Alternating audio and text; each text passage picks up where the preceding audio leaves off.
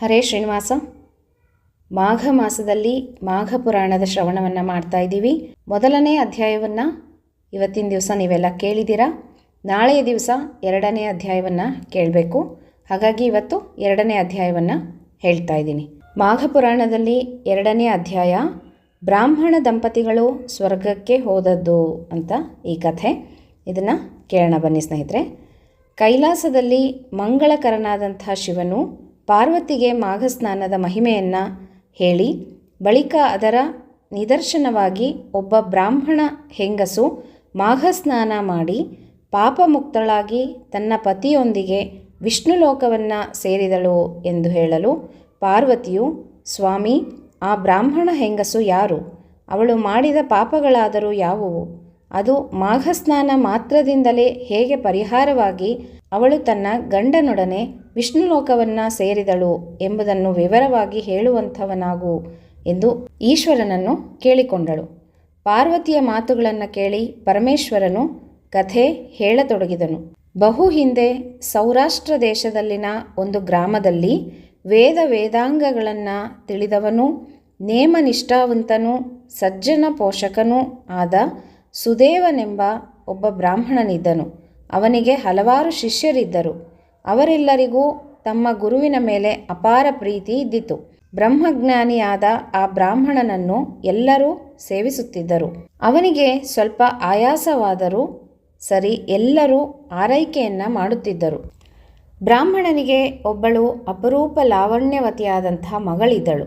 ಅವಳಿಗೆ ಮದುವೆ ವಯಸ್ಸು ಬಂದಿತ್ತು. ಅವಳು ಬುದ್ಧಿವಂತಳು, ತೇಜಸ್ವಿಯೂ ಆಗಿದ್ದಳು. ಅವಳ ಮುಖ ಸುಂದರವಾಗಿತ್ತು, ಕಣ್ಣುಗಳು ಹೊಳೆಯುತ್ತಿದ್ದವು. ಅವಳ ತಲೆ ಕೂದಲು ಉದ್ದವಾಗಿತ್ತು. ಅವಳ ಇಂಪಾದ ಕಂಠ ಕೇಳಿದವರಿಗೆ ಹಿತ ನೀಡುತ್ತಿತ್ತು. ಬ್ರಾಹ್ಮಣನು ಅವಳ ವಿವಾಹ ಕುರಿತು ಚಿಂತಾಕ್ರಾಂತನಾಗಿದ್ದನು. ಅವಳನ್ನು ಸತ್ಪಾತ್ರನಿಗೆ ಕೊಡಲು ತೀರ್ಮಾನಿಸಿದ್ದನು. ವರನಿಗಾಗಿ ಎಲ್ಲೆಲ್ಲೂ ಶೋಧಿಸುತ್ತಿದ್ದನು. ಒಂದು ದಿನ ಬ್ರಾಹ್ಮಣನ ಶಿಷ್ಯನೊಬ್ಬನು ತನ್ನ ಗುರುವಿನ ಪೂಜಾ ಕಾರ್ಯಗಳಿಗೆಂದು ವಿಧ ಪುಷ್ಪಗಳನ್ನು ತರುವ ಸಲುವಾಗಿ ಕಾಡಿನ ಕಡೆ ಹೊರಟನು. ಅವನು ಹೊರಟ ಗಳಿಗೆಯಲ್ಲಿನೇ ಅಲ್ಲಿಯೇ ಆಟವಾಡುತ್ತಿದ್ದ ಬ್ರಾಹ್ಮಣನ ಮಗಳು ಅವನನ್ನೇ ಹಿಂಬಾಲಿಸಿದಳು. ಶಿಷ್ಯ ಒಳ್ಳೊಳ್ಳೆ ಹೂಗಳು ಸಿಗುವ ಸರೋವರದ ತೀರ ಸಿಗುವವರೆಗೂ ನಡೆದು ಬಂದನು. ಅಲ್ಲೊಂದು ಸರೋವರ ಕಾಣಿಸಿತು. ಅದರ ತೀರದಲ್ಲಿ ಬಗೆ ಪುಷ್ಪಗಳು ಇದ್ದವು. ಶಿಷ್ಯನಿಗೆ ಸಂತೋಷವಾಯಿತು. ಸರೋವರದ ಪರಿಸರ ಮನಕ್ಕೆ ಆಹ್ಲಾದ ನೀಡಿತು. ಸರೋವರದಲ್ಲಿ ಕಮಲದ ಹೂಗಳು ಅರಳಿ ನಿಂತಿದ್ದವು. ಅಲ್ಲೊಂದು ಇಲ್ಲೊಂದು ಕೋಗಿಲೆಯ ಇಂಪಾದ ದನಿ ಮನಸ್ಸಿಗೆ ಮುದ ನೀಡುತ್ತಿತ್ತು. ಪಕ್ಷಿಗಳ ಚಿಲಿಪಿಲಿ ಗಾನದ ಸ್ಥಳವನ್ನು ಬಿಟ್ಟು ಹೋಗದಂತೆ ತಡೆಯುತ್ತಿತ್ತು. ಶಿಷ್ಯನು ತಾನು ತಂದಿದ್ದ ಹೂವಿನ ಬುಟ್ಟಿಗೆ ಒಂದೊಂದೇ ಹೂಗಳನ್ನು ಹಾಕಿಕೊಳ್ಳುತ್ತಿದ್ದನು. ಅವನನ್ನೇ ಹಿಂಬಾಲಿಸುತ್ತಾ ಬಂದಿದ್ದ ಬ್ರಾಹ್ಮಣನ ಮಗಳಿಗೆ ಆ ಸ್ಥಳದ ಪ್ರಶಾಂತತೆ, ಮನಮೋಹಕತೆ ಕಾಮವಶಳನ್ನಾಗಿಸಿತು. ಅದುವರೆಗೂ ಸುಮ್ಮನಿದ್ದ ಅವಳು ಬ್ರಾಹ್ಮಣನ ಶಿಷ್ಯನ ಬಳಿಗೆ ಓಡಿ ಬಂದು, ಓ ಪುರುಷನೇ, ಇದೊಂದು ಸುಂದರ ಅರಣ್ಯ. ಇಲ್ಲಿನ ಪ್ರಶಾಂತತೆ ನನ್ನನ್ನು ಆಕರ್ಷಿಸಿ ನಿನ್ನಲ್ಲಿ ಸೆಳೆಯುತ್ತಿದೆ, ಆತುರ ತೋರುತ್ತಿದೆ. ನೀನಾದರೂ ಉತ್ತಮ ಶರೀರವನ್ನು ಪಡೆದು ಸುಂದರನಾಗಿರುವೆ. ಇಲ್ಲಿ ಯಾರೂ ಇಲ್ಲ, ನಾವಿಬ್ಬರೇ ಇದ್ದೇವೆ. ಇಬ್ಬರಿಗೂ ಯೌವನ ಪ್ರಾಪ್ತವಾಗಿದೆ. ಯೌವನ ಸಹಜವಾಗಿಯೇ ನಾನು ನಿನ್ನನ್ನು ಬಯಸುತ್ತಿದ್ದೇನೆ. ಬಾ, ನನ್ನನ್ನು ಆಲಿಂಗಿಸು ಎಂದು ದೇಹಬಾಧೆಯನ್ನು ತೋರಿದಳು. ಶಿಷ್ಯನಿಗೆ ಇದು ಅನಿರೀಕ್ಷಿತವಾಗಿತ್ತು. ಅವನು ಒಂದು ಕ್ಷಣ ನಡುಗಿ ಹೋದನು. ವಾಸ್ತವ ಲೋಕವನ್ನು ತಿಳಿಯುವುದೇ ತಡವಾಯಿತು. ಒಂದು ನಿಮಿಷದಲ್ಲಿ ತನ್ನ ಚಿತ್ತವನ್ನು ಮನಸ್ಥಿತಿಗೆ ತಂದುಕೊಂಡು, ಗುರುಪುತ್ರಿ, ನೀನು ಹೇಳಿದುದು ನಿನಗೆ ಸರಿಯಾಗಿ ತೋರುತ್ತಿದೆಯೇ? ಕಾಮನ ಬಾಣಗಳಿಗೆ ಬಲಿಯಾಗಿ ಸೋದರ ಸಮಾನನಾದ ನನ್ನನ್ನು ಬಯಸುತ್ತಿದ್ದೀಯೇ?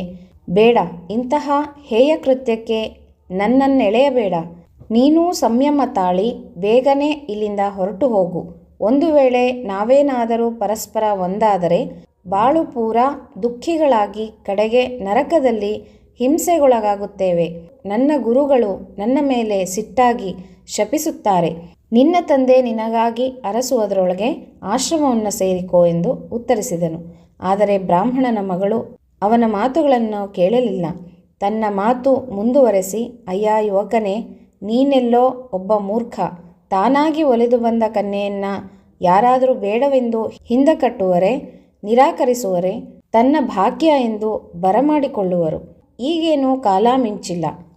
ನೀನು ಬೇಗನೆ ನನ್ನೊಡನೆ ರಮಿಸದಿದ್ದರೆ ನಾನು ಇಲ್ಲಿಯೇ ಪ್ರಾಣ ಬಿಡುತ್ತೇನೆ. ಆಗ ನೀನೊಬ್ಬನೇ ಆಶ್ರಮ ಸೇರುತ್ತೀ. ಗುರುಗಳು ಆಗಲೂ ನಿನ್ನನ್ನು ಶಪಿಸದೆ ಬಿಡರು. ಬೇಗನೆ ನಿರ್ಧರಿಸು. ನಾನಂತೂ ನಿನ್ನೊಂದಿಗೆ ಕೂಡಲೇ ಜೀವಿಸಬೇಕು ಎಂದು ಹೇಳಿದಳು. ಹಾಗಾಗದಿದ್ದರೆ ನಾನು ಒಂದು ವೇಳೆ ಜೀವ ತೊರೆದರೆ ಆ ಪಾಪವು ನಿನ್ನನ್ನು ಸುತ್ತಿಕೊಳ್ಳುವುದು ಎಂದು ಹೇಳಿಬಿಟ್ಟಳು. ಬ್ರಾಹ್ಮಣನ ಮಗಳು ಇಷ್ಟು ದೂರ ಮಾತನಾಡಿದ ಬಳಿಕ ಬ್ರಾಹ್ಮಣನ ಶಿಷ್ಯ ಅವಳ ಆಸೆ ತೀರಿಸಲು ಮುಂದಾದನು. ಆ ತಂಪಾದ ಗಾಳಿಯು ಇಬ್ಬರನ್ನು ಮೈಸೋಕಿತು. ಪುಷ್ಪಗಳ ಸುವಾಸನೆ ಹಿತ ನೀಡಿತು. ಇಬ್ಬರೂ ಪರಸ್ಪರ ಒಂದಾದರು. ಬಳಿಕ ಹೊತ್ತು ಮೀರಿತೆಂದು ಶಿಷ್ಯ ಬೇಗನೆ ಗುರುಗಳ ಬಳಿಗೆ ಬಂದನು. ಹಿಂದೆಯೇ ಬ್ರಾಹ್ಮಣನ ಮಗಳು ಬಂದು ಮನೆ ಸೇರಿದಳು. ಕೆಲ ಕಾಲದ ನಂತರ ಬ್ರಾಹ್ಮಣನು ತನ್ನ ಮಗಳಿಗೆ ಹೇಗೋ ಒಬ್ಬ ವರನನ್ನು ಹುಡುಕಿ ತಂದು ಶಕ್ಯಾನುಸಾರ ಮದುವೆಯನ್ನ ಮಾಡಿದನು. ಆದರೆ ಆ ದಾಂಪತ್ಯ ಬಹುಕಾಲ ಉಳಿಯದೆ ಅವಳ ಗಂಡ ಇಹಲೋಕವನ್ನು ತೊರೆದನು. ಬ್ರಾಹ್ಮಣನಿಗೆ ಆಕಾಶವೇ ತಲೆಯ ಮೇಲೆ ಕಳಚಿ ಬಿದ್ದಂತಾಯಿತು. ತನ್ನ ಮಗಳು ಚಿಕ್ಕ ವಯಸ್ಸಿಗೆ ವೈಧವ್ಯವನ್ನು ಅನುಭವಿಸಬೇಕಾಯಿತಲ್ಲ. ಯಾವ ಜನ್ಮದಲ್ಲಿ ಏನು ಪಾಪವನ್ನು ಮಾಡಿದ್ದಳೋ ಈ ಜನ್ಮದಲ್ಲಿ ಈಕೆ ವಿಧವೆಯಾಗಿ ಕಾಲ ಕಳೆಯುವಂತಾಯಿತು. ಸುಂದರಿಯಾದ ಈಕೆ ಹಣೆಗೆ ಬೊಟ್ಟಿಲ್ಲದಂತೆ, ಕೈಗಳಿಗೆ ಬಳೆ ಇಲ್ಲದಂತೆ ಅಮಂಗಳೆಯಾಗಿ ಜೀವಿಸಬೇಕಾಯಿತಲ್ಲ ಎಂದು ವಿಧವಾಗಿ ಗೋಳಾಡತೊಡಗಿದನು. ಅವನ ಸುದೈವವೋ ಎಂಬಂತೆ ಬ್ರಾಹ್ಮಣನ ಆಶ್ರಮಕ್ಕೆ ಕೆಲ ದಿನಗಳಲ್ಲಿ ಒಬ್ಬ ಮುನಿಯು ಬಂದನು. ಭಿಕ್ಷೆಗಾಗಿ ಬಂದಿದ್ದ ಅವನಿಗೆ ಬ್ರಾಹ್ಮಣನ ದುಃಖದ ಗೋಳಾಟ ಕೇಳಿಸಿತು. ಮನೆಯಲ್ಲಿ ಪ್ರವೇಶಿಸಿ ಮುನಿವರನು, ಅಯ್ಯ ಬ್ರಾಹ್ಮಣೋತ್ತಮ, ನಿನ್ನನ್ನು ನೋಡಿದರೆ ನನಗೆ ಬಾಧೆಯಾಗಿದೆ. ನೀನು ಏಕೆ ದುಃಖಿಯಾಗಿರುವೆ? ನಿನ್ನ ಸಮಸ್ಯೆಯಾದರೂ ಏನು ಹೇಳು. ನಾನು ನಿನ್ನ ಆ ದುಃಖವನ್ನು ನಿವಾರಿಸುವೆನು, ಚಿಂತಿಸಬೇಡ ಎಂದನು.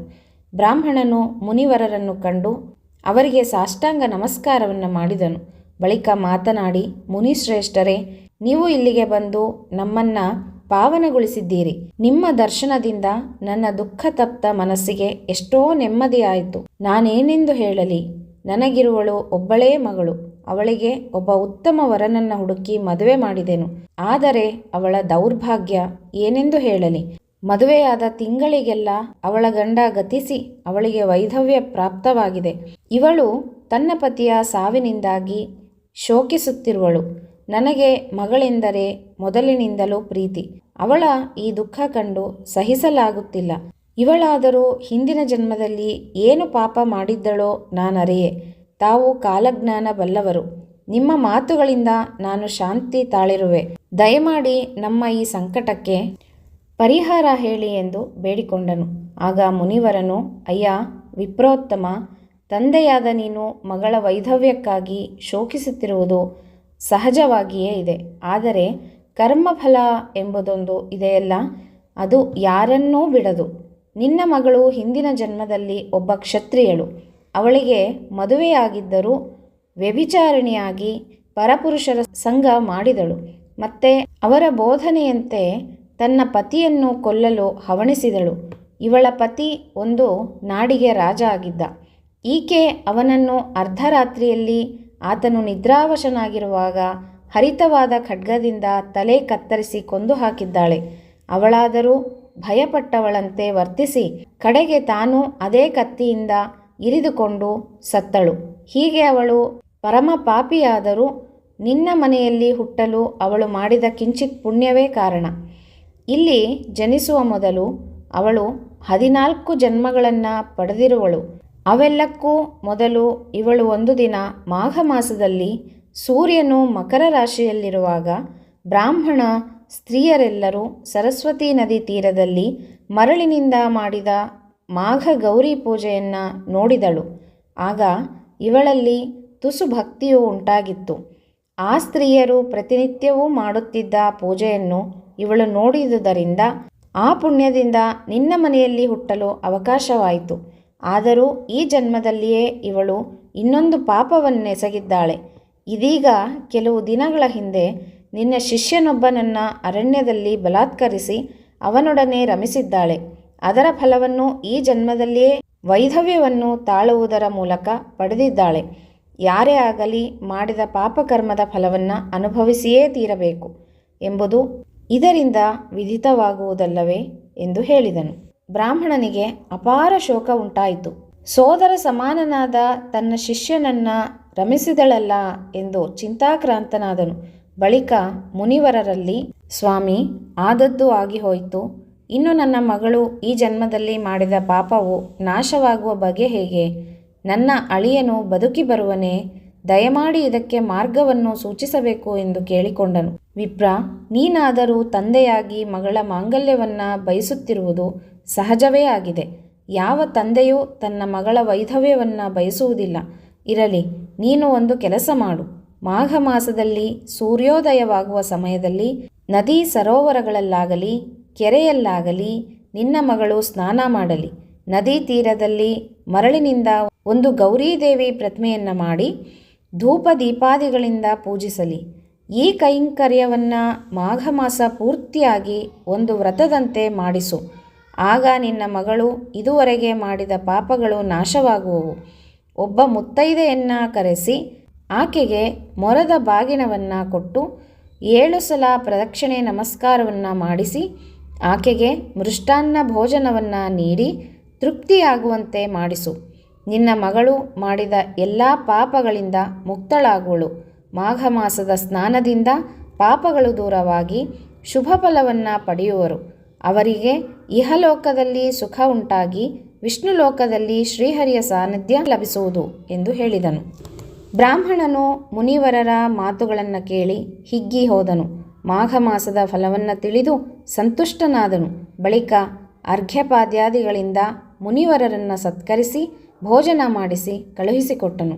ಮುಂದೆ ಮಾಘ ಮಾಸ ಬರುತ್ತಿದ್ದಂತೆ ಬ್ರಾಹ್ಮಣನು ಸಿದ್ಧನಾಗಿ ಮಾಘ ಮಾಸದಲ್ಲಿ ಮಗಳಿಂದ ಸ್ನಾನ, ಗೌರಿ ಪೂಜೆ, ಮುತ್ತೈದೆ ಪೂಜೆಯನ್ನು ಮಾಡಿಸಿದನು. ಮಾಘ ಸ್ನಾನದ ಫಲದಿಂದ ಆಕೆಯ ಎಲ್ಲ ಸಂಚಿತ ಪಾಪಗಳೂ ನಾಶವಾಗಿ ಶುಭವಾಯಿತು. ಆಕೆಯ ಗತಿಸಿದ್ದ ಗಂಡ ಮರಳಿ ಜೀವಿಸಿ ಬಂದನು. ಅವಳು ತನ್ನ ಗಂಡನೊಡನೆ ಬಹುಕಾಲ ಉತ್ತಮ ಬದುಕನ್ನು ಬಾಳಿ ಅಂತ್ಯದಲ್ಲಿ ತನ್ನ ಪತಿಯೊಂದಿಗೆ ವಿಷ್ಣು ಲೋಕವನ್ನು ಸೇರಿದಳು. ಪಾರ್ವತಿ, ನಿನ್ನ ಪ್ರಶ್ನೆಗಳಿಗೆ ಉತ್ತರ ಸಿಕ್ಕಿತೆ ನೋಡಿದೆಯಾ? ಬ್ರಾಹ್ಮಣ ಸ್ತ್ರೀಯು ತಾನೆಷ್ಟೇ ಪಾಪಗಳನ್ನು ಮಾಡಿದ್ದರೂ ಉತ್ತಮವೂ ಶುಭಪ್ರದವೂ ಆದ ಮಾಘ ಸ್ನಾನದಿಂದ ಒಳ್ಳೆಯ ಫಲವನ್ನು ಕಂಡಳು. ಮಾಘ ಮಾಸದ ಮಹಿಮೆಯೇ ಅಂತಹದ್ದು. ಸರ್ವಮಂಗಳೆಯಾದ ಮಾಘ ಗೌರಿ ಪೂಜೆ ಮಾಘ ಮಾಸದಲ್ಲಿ ಸ್ತ್ರೀಯರಿಗೆ ಅತ್ಯಂತ ಶ್ರೇಯಸ್ಕರವಾಗಿದೆ ಎಂದು ನುಡಿದನು. ಇತಿ ಮಾಘ ಪುರಾಣ 2ನೇ ಅಧ್ಯಾಯ ಸಂಪೂರ್ಣವಾಗಿದೆ. ಶ್ರೀಕೃಷ್ಣ ಅರ್ಪಣಮಸ್ತು.